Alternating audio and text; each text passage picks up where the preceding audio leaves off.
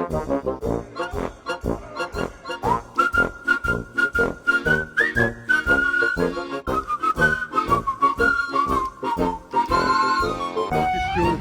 Parmi les mesures de compensation au contrôle technique, il y en a une qui prévoyait l'instauration des radars Méduse. Oui. En faisant supprimer les mesures et le décret du 25 juillet 2022, est-ce que par hasard les écologistes n'ont pas tiré contre leur camp? Alors ils tirent un peu contre leur camp, d'autant plus que les radars Méduse, ce qu'on appelle les radars Méduse, c'est-à-dire les radars bruit, sont déjà mis en place dans la LOM, dans la loi d'orientation des mobilités. C'est-à-dire que nous, on l'a demandé, on a dit que ça peut être interdit. De toute façon, elle existe déjà, puisqu'elle a été mise en place il y a plusieurs années déjà. Donc, en fait, nous on dit que le bruit, dont les écologistes en général, enfin quand on dit les écologistes, c'est pas tous les écologistes, c'est les radicaux, les radicalisés. Voilà, eux se plaignent du bruit des deux roues motorisées. Il y a une minorité de deux roues motorisées qui font du bruit. Et on entend toujours l'arbre qui pousse, qui tombe, mais jamais la forêt qui pousse, vous voyez.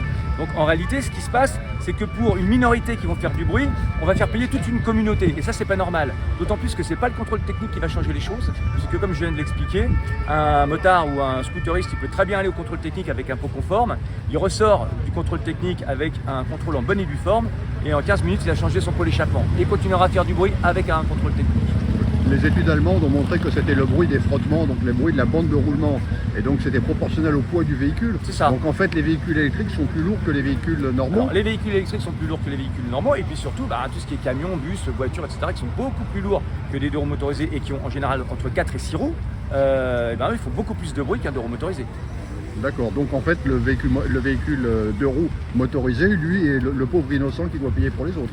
C'est un peu ça, ouais. C'est depuis les années 50, de toute façon on est la cible des politiques et on ne sait pas pourquoi. On porte toujours ce sac à dos sur nous, mais voilà. Certaines personnes ont prétendu sur les réseaux sociaux que nous aurions été victimes d'un traquenard de la part du ministère.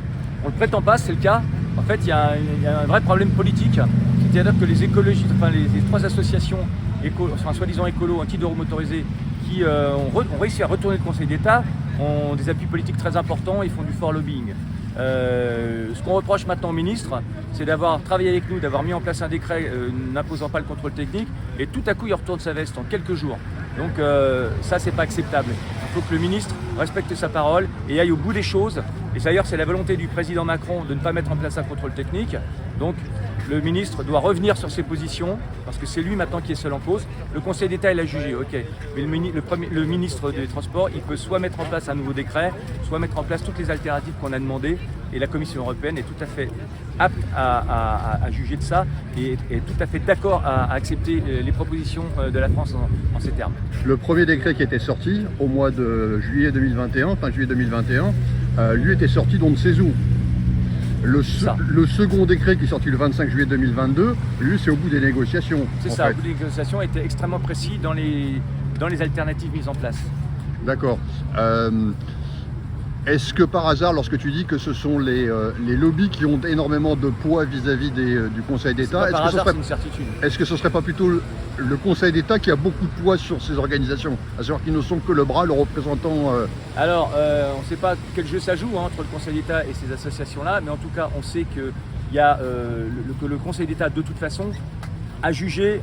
Déjà, n'aurait pas dû juger une affaire comme ça. Il aurait dû se déclarer incompétent pour juger ça.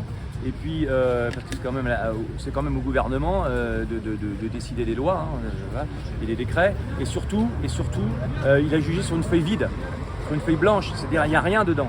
Comment le Conseil d'État peut juger qu'il faut un contrôle technique en France pour les deux roues motorisées alors qu'il ne sait pas ce qu'il y a dedans? Même nous, on ne sait pas ce qu'il y a dedans, puisque de toute façon, en France, il n'existe pas. Et moi, j'attends de voir sur le terrain.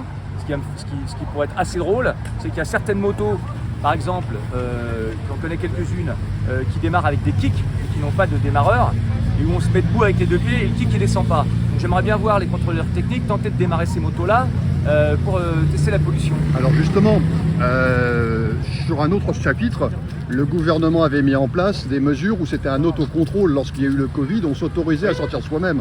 En ce qui concerne les motocyclettes, il y a 12 points qui sont prévus de contrôle, qui sont prévus dans la formation du permis de conduire, ce qui veut dire que les motards sont les premiers à même de contrôler eux-mêmes leur moto. Est-ce qu'un système d'autodéclaration ne permettrait pas sur le fait que le motard fait son contrôle lui-même, autodéclare son contrôle, ça serait valable, puisque ça a été accepté dans le cadre du Covid, pourquoi ça ne serait pas accepté? Des alternatives. Et ça mettrait en place un contrôle technique.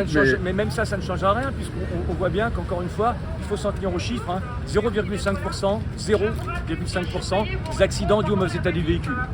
Donc qu'on fasse une chose ou un autre, ça n'améliorera pas une chose qui est déjà bonne. Eh bien écoute Jean-Marc, je te remercie pour tes réponses et tes éclaircissements, je te souhaite une très bonne magistration.